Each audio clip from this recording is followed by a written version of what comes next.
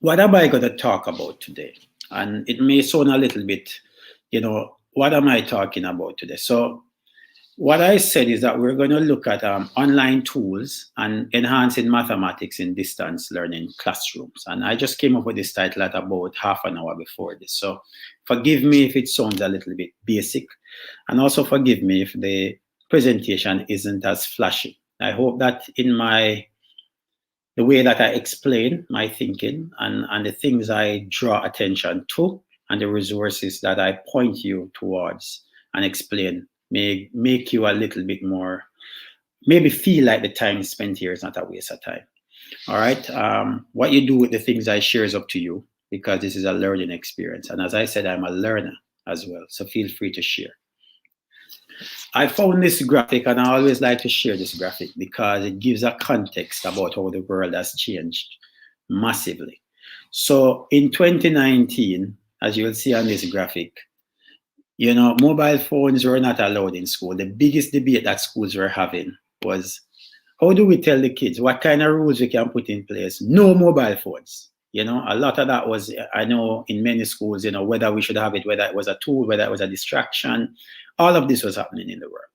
And it was across the world. It wasn't Jamaica alone, because everybody thought that when the kids bring the mobile phone and want to keep up rubbish and take pictures and put it on social media and then start arguments with teachers so they can. And the rule was teachers were like, no mobile phones because it was creating all kind of problems. I mean, many of us have seen the situation where they video a teacher in Jamaica having a go at some kids, but we see the funny ones as well, with the kids trying to drive, acting like they're driving a bus, and we all laugh and we have fun.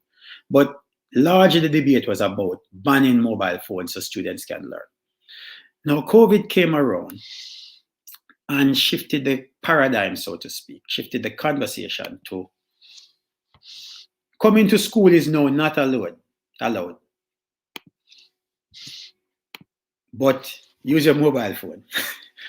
And it's a shift, a total shift. And it's not a Jamaican shift, it's a worldwide shift. Because now we are saying to kids, your mobile phone is a tool for learning.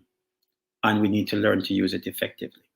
The question that we may face as educators is, when school is finally back to normal, what will we tell them that their phones, what will we tell them about their phones? Put it away? Or are we going to try and find ways in which we can integrate it into our classroom practice and ensure that it enhances learning and not only entertains students? That's a question that schools across the world will need to deal with, because at the moment, the mobile phone is seen as a tool for learning. So as I said, my presentation is going to take a kind of tact, and hopefully I shine some light on some things, and hopefully everyone benefits from the conversation.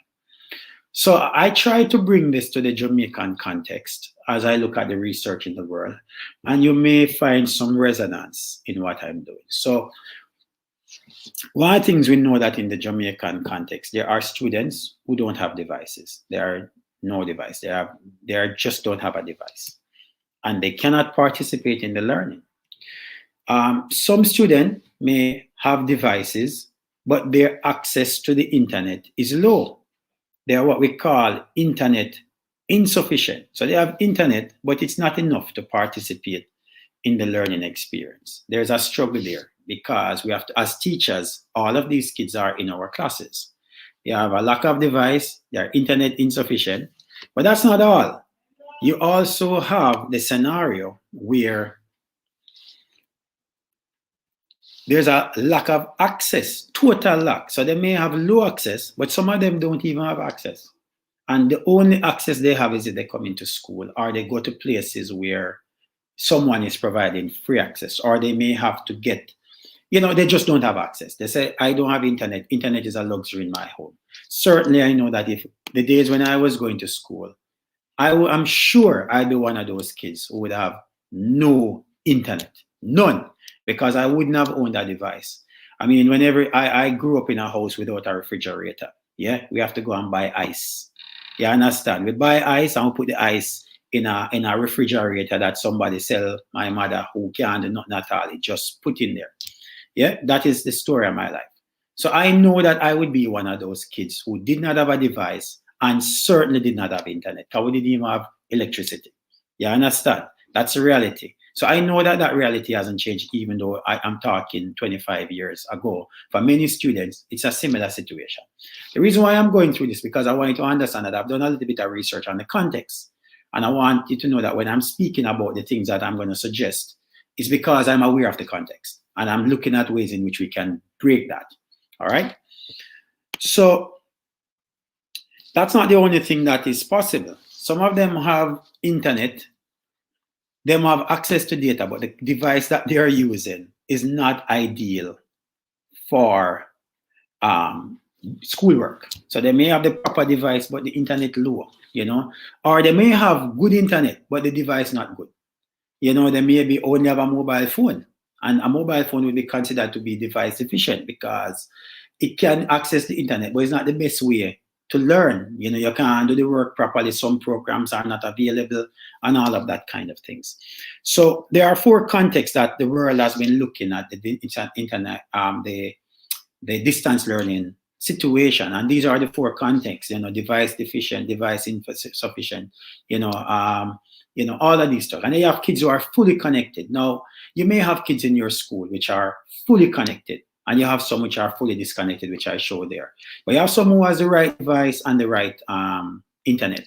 That's what we call fully connected. But you have the fully disconnected who don't even have a device or having any access to data. I'm sure you may say, I know which child. Now, one of the things that we need to start looking at is the idea of who are those specific kids and what specifically, what we will do in terms of differentiating how we reach those kids. And I'm sure good schools and maybe schools like yours would be looking, and schools like yours would be saying that we have a look at how we can reach those kids. But the reality of it, this is not a Jamaican only context. That's the main thing. I mean, I did a presentation to a university in the US, and I pointed out that in the US, there are, I think, I'm going to go off the top of my head, but at least 500,000 who do not have access to the internet. And you might go, what? The US? And I can provide that data because I did that presentation and it was to a university in the US, and everybody's eyes were wide open. I said, what are you talking about? I presented them a report that showed this to be a factual case. Yeah, because we think the US is everything. UK is the same. There are kids who don't have access to certain things. So it's not an unusual context, but Jamaica may line up differently in the proportions that fall into these. It may be more on one side. So bringing the other context, students have generally a low attitude to mathematics learning because it is quite normal for people to say, I'm not good at maths. And nobody would look at them and say, how come you're not good at maths? What kind of idiot thing that? People may not be so willing to say, I can't spell or can't read. They might not be so willing to say it. But they'll certainly be happy to say in any crowd, I'm not good at maths. They're not going to say they can't read or not because people would look at them differently. And so we have a general cultural disposition that says not being good at maths is not a bad thing. It's maybe more normal than anything else. Yeah. So there's that piece. There's also the reality that many students may have a low aptitude in maths because of the poverty, the consideration, the situations that they're coming from. They may have a low aptitude for maths. They do not have the basics. They can't add, they can't subtract, they can't multiply very well. And they may have other reasons in terms of cognitive development that affects their ability to learn these things. This is the context that we're looking at. We also have low attainment overall. So kids can't see kids doing well in order for them to think that they can do well. So in some schools, the results may be lower, and they don't see enough kids doing well. So they don't think that they can do well. And so they go, this is not a place. I won't be good at maths. I might be good at something else, but not here. So you have that low attainment that feeds back into the role modeling piece. And maybe the only good people they know in maths are their teachers. And they'll say, boy, you are a teacher, so you know maths. You don't understand where I'm coming from. That's a reality with students, and how they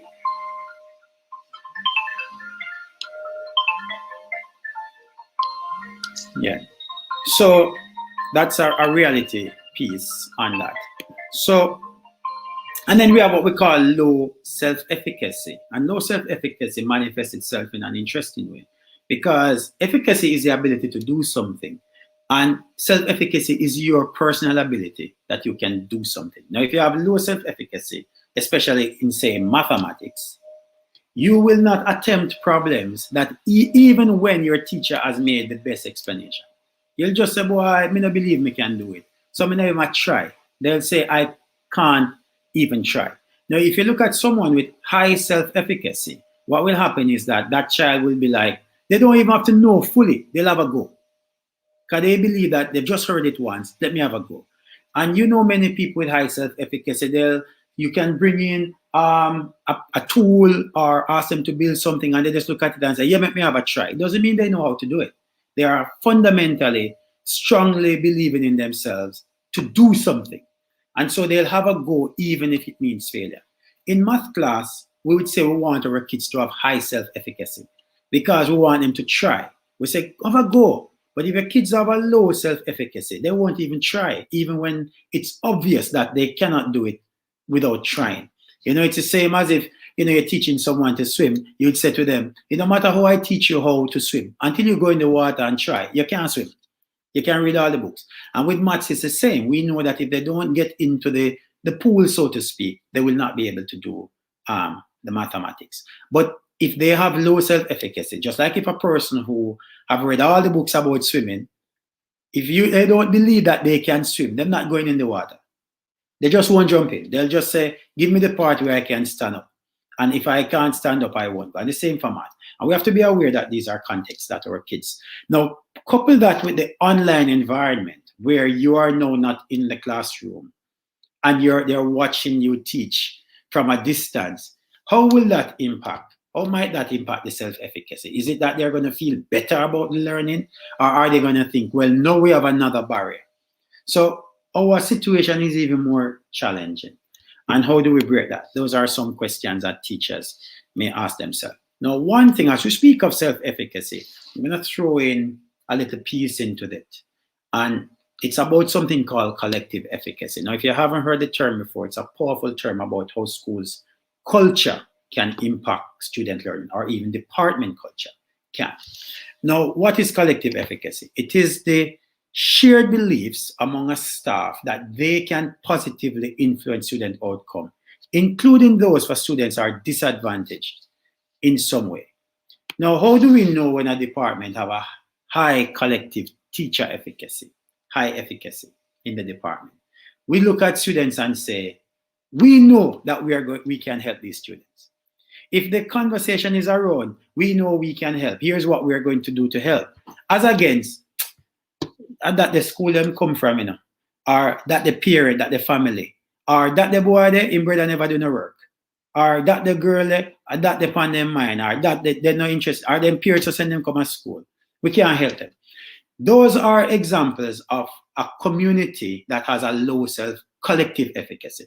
Now, I'm not laying blame. There are realities that we face, but the fact is, the evidence has shown that departments and schools that have high collective efficacy have the greatest impact on learning. Now, if we're looking at growing results and building a team, we're going to have some of the behaviors of high collective efficacy environments. It's just the reality. We're not going to get the change, even though the situation says it's a difficult situation, until we start to look at until we are highly collectively efficacious in that sense. We want. So you first have to get the mindset of saying, how do we get the results? And some people say, well, when we see the results, we start changing my mind. But sometimes we have to change your mind first before we get the results. You know, and that's the nature of it. It's a cultural shift in that sense. And it's hard.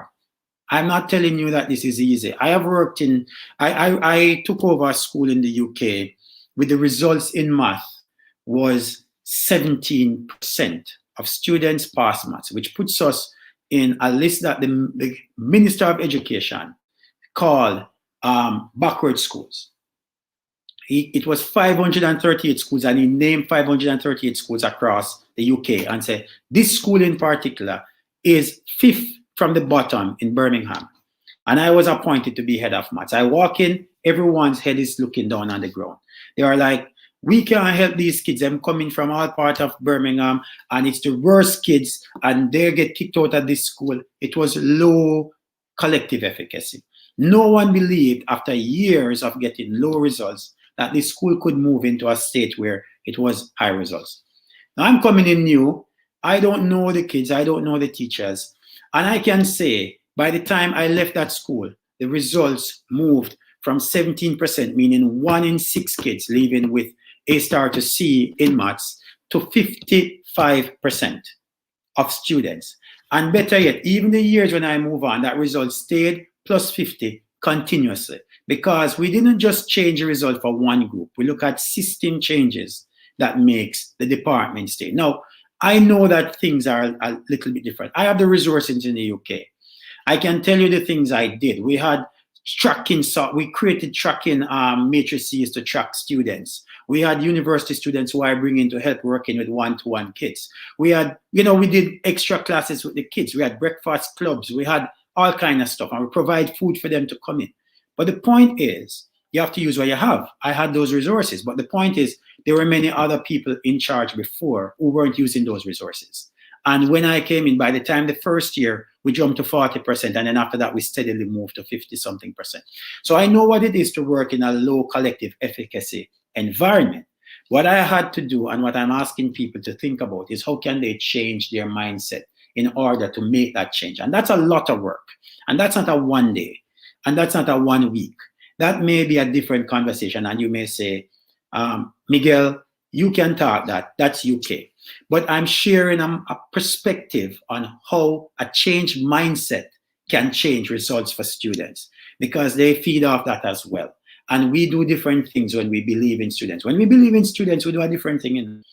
If you believe that a child can get a C in R3 in CSEC maths, your approach to that child is different from the one that you think will only get a D or an F or whatever number, or 7 or 6 or 5. It's just different. So the teacher belief is a fundamental part of student success. It's a fundamental part, whether we believe it or not. Once you as a teacher go, I can tell you, I'm an example of a teacher who believes in a student. A total example. Miss Jones, I will always credit where I am today to a teacher in grade 4 called Miss Jones. Miss Jones, when my mother came into school and said to Miss Jones, come to see Miss Jones, and Miss Jones said, Miguel needs to come to lesson in order to pass his common entrance, because he cannot pass it. But I believe in Miguel. My mother says, Miss Jones, I hear you, but I cannot afford lessons. Miss Jones says, send him come to the class, forget about the money. Yeah? Miss Jones and my mother sign a deal, which is do anything you want to Miguel as long as you save the eye. That is my mother's term, save the eye. But nothing else. You can't do anything to it. Save the eye. The number of beating I get from Miss Jones for missing lesson, which I am not paying for. She come to me and find me in a place we call Backwater, come find me and bring me in a class and say, you need to be a class. And I am an example of a teacher who said that I am not going to fail and believing in me. And Miss Jones' belief was maybe 10 times higher than my own self-belief, because what I saw around me was people just wasting time. And Miss Jones said, I believe that you should be there. So when a teacher believes in a child's potential, it changes. Now, we get to a point that we see the potential and it's wasted, and it really weighs on us, because we go, I wasted, it's too much work. But the point I'm making is not that you aren't doing it. What I'm talking about is the mindset that we know that when we believe in a child, our approach is different. It's just different. We do the things, we try and find the parents. I can name so many examples of people who believed in me for me to be here, that I know that it is true. I remember Miss Panta and the guidance counselor put me in a car, carry me to my grandmother, and explain to my grandmother, say, Miguel have to come to school on Friday. Friday school is not a waste of time. And this was grade 9. I was failing school. The point is, there are people, you do things, it makes a difference. Now, collective efficacy is when the whole department is speaking, as Jesus, they say, in a one accord. Yeah, I don't know what is the brand car we are run things now. But in one accord, yeah, everybody is saying, we believe. And we do this. Now, I had a chat with another department and I say, every year the school has results. And they say, what is the results from the school? And you have two results. And you can tell me where I'm going wrong. You have one result where the ministry says this is the result, and you have one result where the maths department says this is the result. The ministry result is cohort based. No matter how many kids and whether them bright downs or anything, the ministry use that as a percentage denominator, right, for the fraction. The school uses the number of kids that they recommend and said that is our percentage. Now the fact is, whether the percentage in the ministry and the ministry one and the one at school is different, we're talking about the same number of students. We're talking about the same kids. So if it was 25 kids and it happened to be 10% for the ministry and 25 happened to be 20% for Mushet, it's the same kids. It don't add any more. So essentially, we have to move away from the percentage focus and focus on the pupils. So from percentages to pupils. We have to start saying, if we want to get 30%, which kids are we going to identify as the kids in our school that will get us the 30? Some decisions have to be made. Some extra work has to be done for some other kids. But if you don't know those kids who's going to give you that 30%, then you're just shooting into the wind and hoping something happens. You have to identify the kids that you think have the greatest potential of getting that target and invest in them. Build that collective efficacy. The fact is, this is doing a little bit more, but the point is, we're gonna have to have different mindsets on this. So I'm sharing that because it's a powerful tool, and it is borne out in the research. You know, I don't know if you know about John Hattie. You should read about him. But John Hattie did a study on looking at all the things that has a positive impact on student learning, and he found the one thing I spend a little bit of time on, collective teacher efficacy. And at one point, this was number one. Yeah, number one as the highest impact on student learning in terms of the schools where teachers believe that what they do has a massive impact on how students attain, has a bigger impact than anything else. There are so many other things that we think. More homework. Homework is not even on this list. Yeah, no mobile phone is not on this list. Yeah, all these things are not on the list. What is important is that we start understanding that what works in the research and begin to apply that into. So when we're building as a team, we have to build. You know, when I say we go build as a team, we have to build. We have to start drink the kind of stuff that get us to believe in our kids, and we have to read the research that tell us what works. Because if you're gonna go with a direction, you're going to have to believe that that direction will bear fruit, if not even in grade 11 this year, but grade 10 or grade 9. But we have to choose a direction and go in that direction. So I'm sharing the research because I believe fundamentally that the research is the guide. And if we believe in the research, then we'll start make decisions that say, no, so John Hattie, it's important to read some of his work. And I can share some resources back with Lawrence if that's something you guys want to explore, or if you want me to come back in and talk with you about that. As I say, I may bore you to death, but I'd rather give you the hymn rather than give you a clap and tune. Come on, you get the essence of it. Yeah? And then afterwards, you can say, come back and explain. Or you can say, no, come back. That man I speak to about too much things when we don't have the time for. All right? So here's how it goes. So I'm going to go into, so I've given you, what I wanted to do is let you understand that I'm a culture. I believe in school culture. I believe school culture is the most impactful piece in learning. If you go to a particular school, here's a question that people ask all the time. And I saw it on Facebook the other day, and I switched it because that's how my brain works. So there was this question that says, what if, and I'll use Mushet as the example. They are saying, they ask a question about if kids leave Mushet and go to Campion, if those same kids would do better if they go to Campion. That was a question. You know, it wasn't Mushet, they use another school.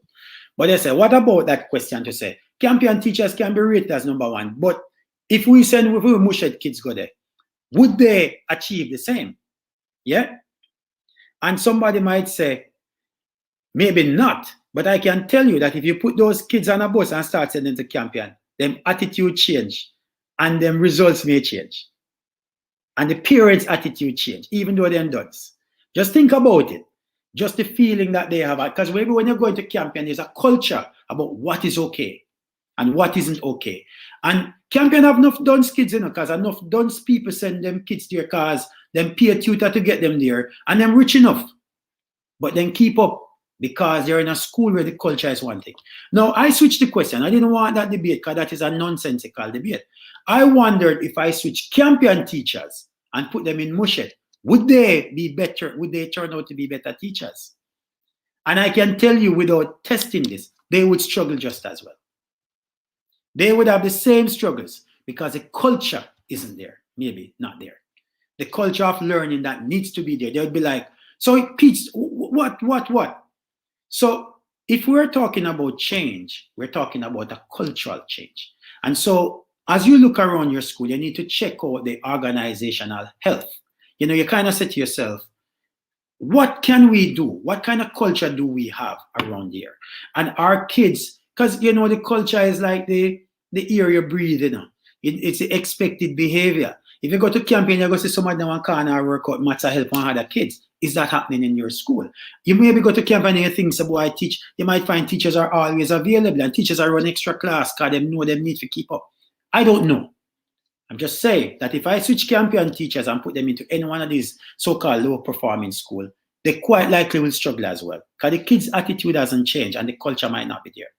But if you take some of your weak kids and put them into campion with the same teacher, same culture, you'd be surprised that they may do well because their attitude change, because the culture is there. And this is not scientific. I'm just sharing a perspective on this about the impact of culture. So let's get into looking. Now, when we're teaching online now. Normally, when we assess, we can use all of these kind of stuff. We have quiz, we have student working books. We have a number of ways in which we can know if students are doing the work. We have formal tests. We have question and answer with kids in class. We can probe understanding back and forth. We can listen in when kids are talking in small groups and hear what they're saying. Student can present. We can ask them to reflect as a group or as individuals. We can ask for all kind of stuff, traffic lights, whatever. We can ask them to write something on paper as they leave the classroom. What did you learn today? In an online setup, these are not easy to be replicated. Very hard to replicate. Yeah, very, very hard to replicate because when a child is silent online, it don't mean that they're quiet. It could mean that they might just off. Or a child might be silent in your class and you call their name and then they're nowhere near the computer. Them just turn on and they're in class. And if you tell them to turn on the camera, they tell us, say, the internet bad, sir, me can't get on. Or a WhatsApp me depend on me, I use my mother data, me can't use it up for that. Me just can't listen in. So silence don't mean the same as in a classroom. I mean, silence in a classroom didn't mean that they were listening either. But at least you can see them. And you can see their eye is not focused. But online, silence don't have the same thing. Online, how do you listen to them have a conversation? Or let them just talk because everybody knows I go just in the room. You cannot hear. So a lot of things that teachers want to do. How you give them a test online? You have to think so much about how you're going to watch them. So the tools that we had before aren't the same. They're different. And we have to adjust. Really have to adjust. So I share that because as a teacher, these are our skills. And we learn how to assess. We go to teachers college and we learn how to assess. Then all of a sudden, we're thrown into the online environment. And we're thinking, how do we do this? How do I know that my students are making progress? This is a challenge. How do I know that my students are making progress in my online classroom? Because as a teacher, you want to take them to a point and then you move them from that point to the other point. But if you can't measure that point, how are you going to be able to help them and provide support? So as a teacher, one of the biggest difficulty would be, how do I know that my students are making progress? Now, luckily, there are many online tools that people can use. Many online tools. And I'll try to share a few of them. Some of them are maybe more accessible to you than you think. And I'll just talk a little bit about this. And as I said to Mr. Lawrence, I am quite happy to come back and provide detailed training on these because, as he said, I'm a certified Google educator. I mean, I'm trained to deliver Google Classroom and Google everything. Anything to do with Google, I know them pretty much okay. I haven't taught for years. Mr. Lawrence kind of bring me back into the classroom. I haven't taught for years, but I'm back in the classroom and I'm enjoying teaching your kids in the online classes. But I still know how some of these used. And in fact, I was using some of these long before they became popular. So Google Forms, maybe you will know this, but your Google Forms can create quizzes. Quite easy. You could do all your quizzing online with Google Class, and you can set them up as formative tests. I would always set them up as formative, not as summative, simply because you can't check if they're cheating, but you can try and develop a culture around them providing feedback in Google Forms. Google Forms, if you don't know how to do that, I'm sure you can figure it, but I am quite happy to run a session showing you. One of the good things about Google Form, it has something called add-ons. And that's where the power of Google Forms come in. Wherein you could let them do a test and it instantly mark the test for you. So you don't have to mark it. As soon as they put the answer or complete the test, they get a feedback right away with the answers. And so you don't have to mark it. So you can speed up your work. You don't have to get them to submit and then you have to look for the form and mark it. They just do it online. You set the form, you put the questions in. As soon as they put the answer and press submit, they get an email with the thing marked. How many they got out of 10? And you can have a discussion on that.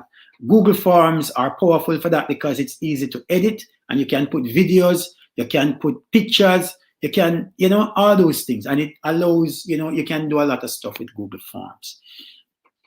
Quizlet is a free software that allows you to develop tests as well, because sometimes teachers want to quiz. Kahoot, don't know if you've used Kahoot. Kahoot is powerful, but it's really an internet demanding tool. So that's why I don't really promote it that much, especially in low internet situations. But Kahoot is also a lovely one that you can spend some time mastering. Socrative as well, and Mentimeter. There are many others. These are ones that I've used or I've seen in use. And as I said, I'll share the presentation if you want those to do. Other things that you can do to get feedback now. Now, as a maths teacher, sometimes we think about just quiz and get the answers and and ask them questions, get the answer, ask them questions, get the answer. We feel like they're progressing.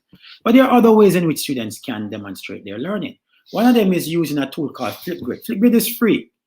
And Flipgrid, literally, you can ask the students to explain themselves and it creates a video. It saves the video on a website, so you don't have to worry about saving the video. It literally is just, it allows them to log in and you just set the question or the task. You could ask them to reflect on their performance on a test or highlight something they learned today in math or speak about the skills that they felt like they developed during the learning environment, those kind of things. And you set them a Flipgrid task, they go in and they can do a video. The good thing about Flipgrid videos, all the other kids can see each other video. They can comment on each other video as well, leave another video, or they could leave a word, text-based, or it could be audio. But you can also respond to their work by speaking to their video.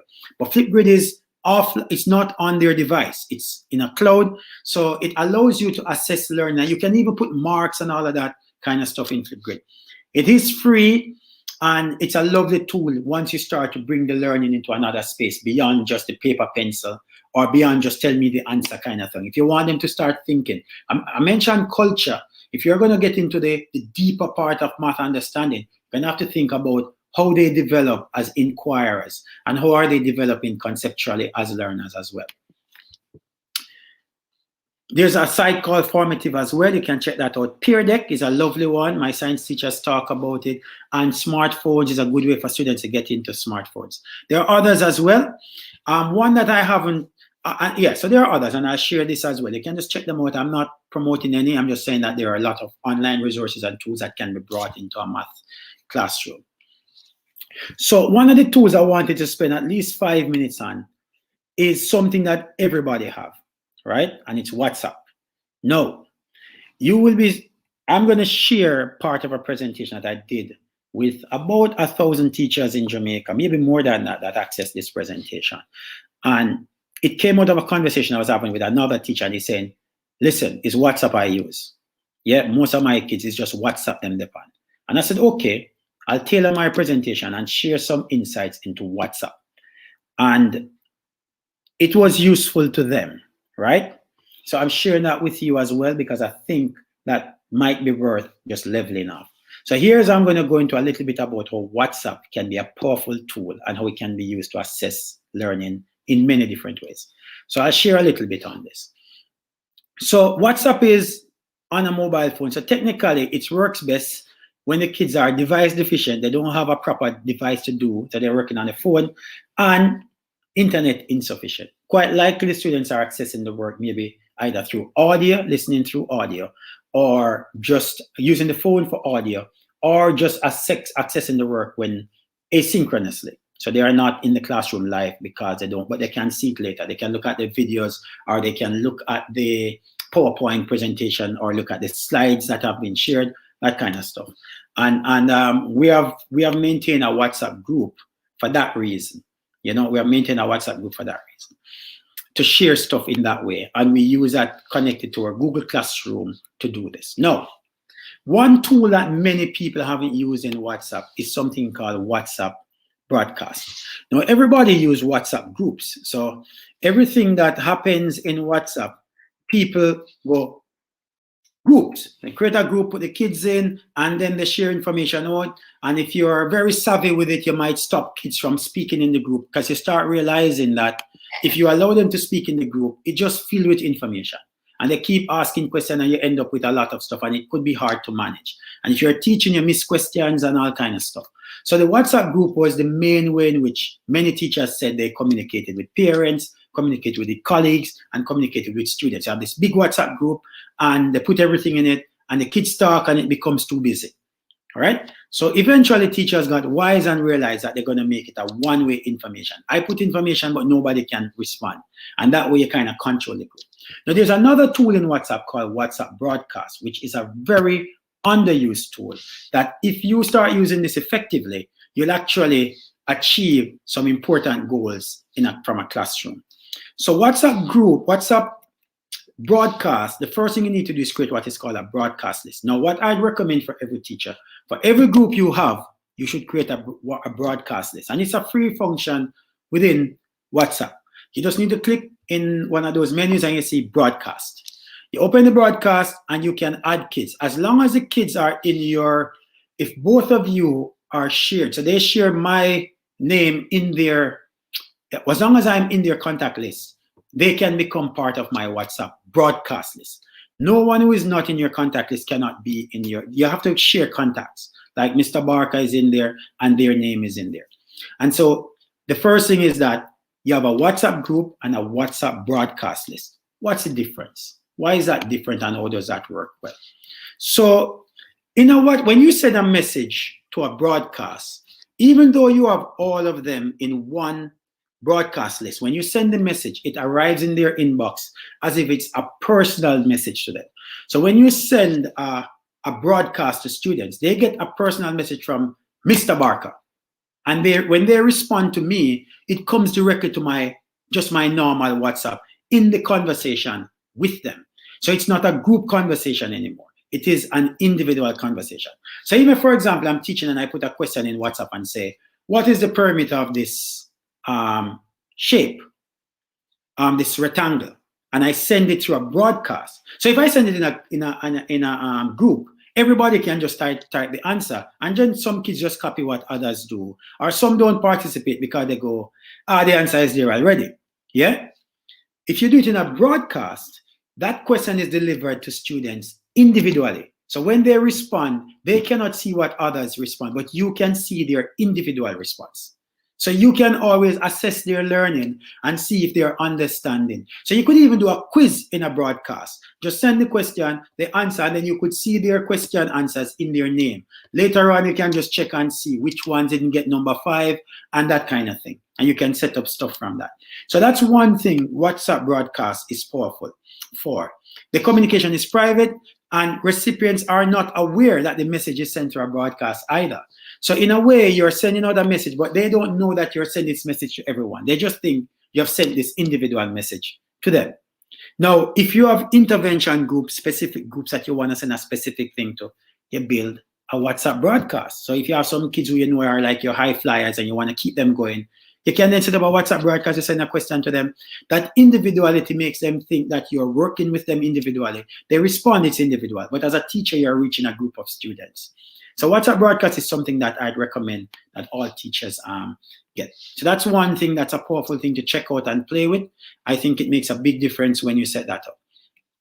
Other tools in WhatsApp that you need to use is something called, what happened to that slide? What did I do with it? Okay. WhatsApp Web. Now, if you haven't been using WhatsApp Web, you're missing out. WhatsApp Web is the desktop version of WhatsApp. You can actually download WhatsApp on your computer. And when you have WhatsApp Web, it means you can drag PowerPoint slides into it, PDFs into it. You can type easier. You can use resources, cut and paste stuff into it without having to do this from a mobile phone. If you don't have WhatsApp Web up and running, you need to, because it makes a big difference, even in communication with people. You download it, it's a free version, it's on your desktop, and then you just open it and everything is in it once you set it up properly. And it means that your phone and your mobile and your computer is connected. You can still send messages to everyone. You can do voice notes much easier. If you have a video on YouTube, you can just drag that into it, drop it. So it allows a lot more effective functioning compared to you trying to use your mobile phone to communicate. Download it if you don't have it. If you have it, sorry for telling you the same thing twice. But I'm sharing that because I know that it's a powerful tool. WhatsApp Web, very powerful tool.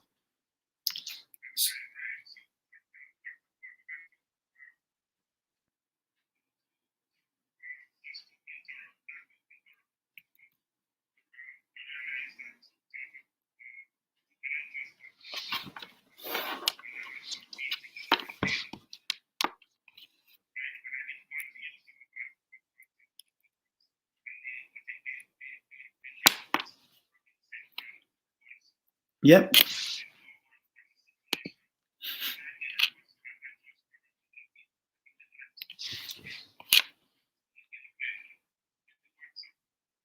Yeah.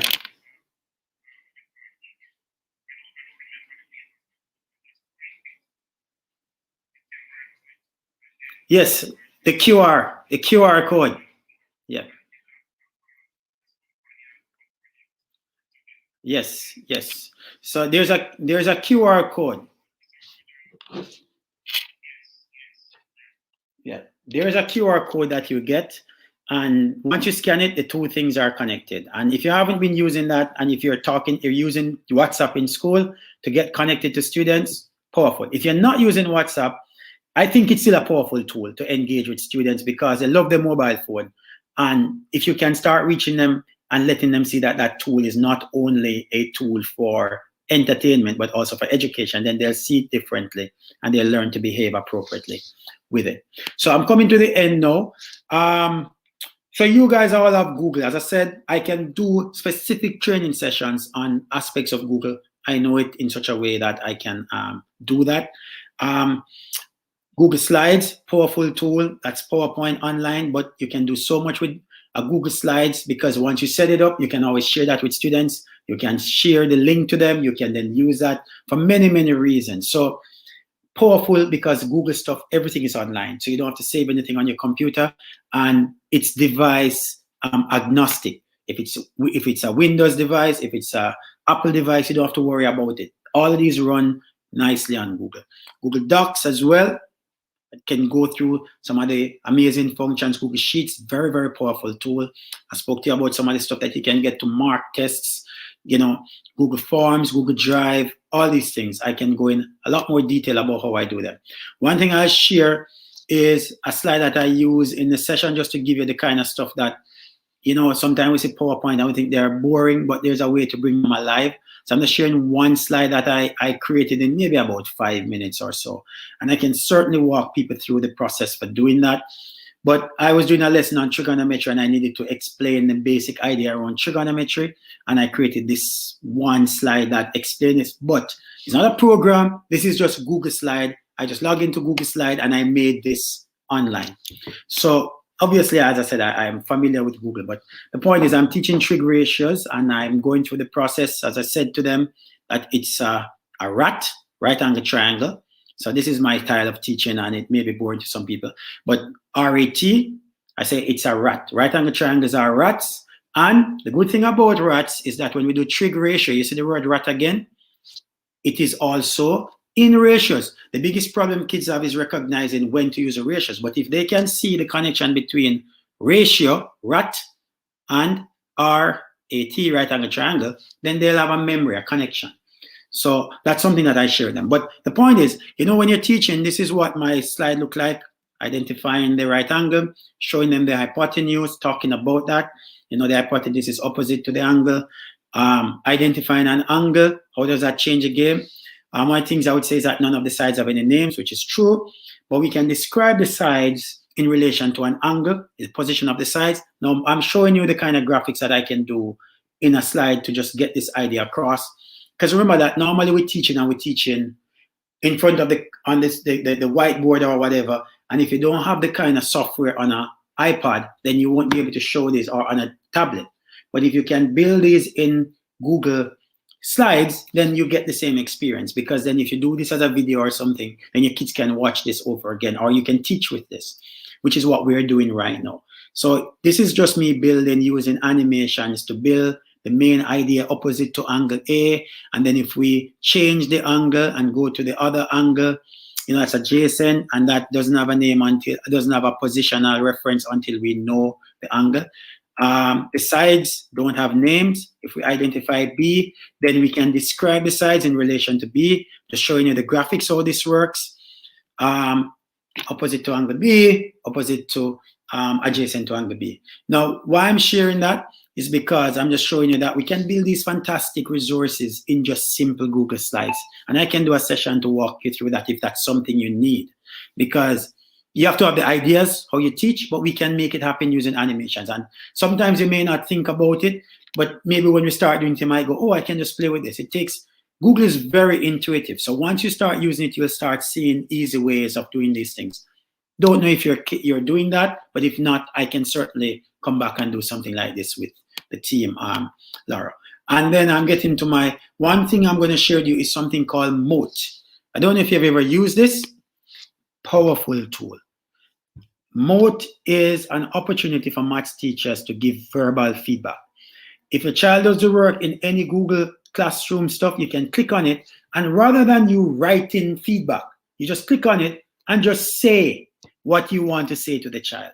It will record it, and then they can listen to that feedback anytime. So if they did a maths question and they made a mistake using the wrong ratio, you could just do what we do best. Just look at them and say, hey, I had a look at your work, and I can see what you're doing here. You did some good stuff, but you made one mistake in line 3. You maybe used sine when you should have used cosine, but even though you chose the wrong thing, you approach it, your math was okay. So please, can you go back over and do this?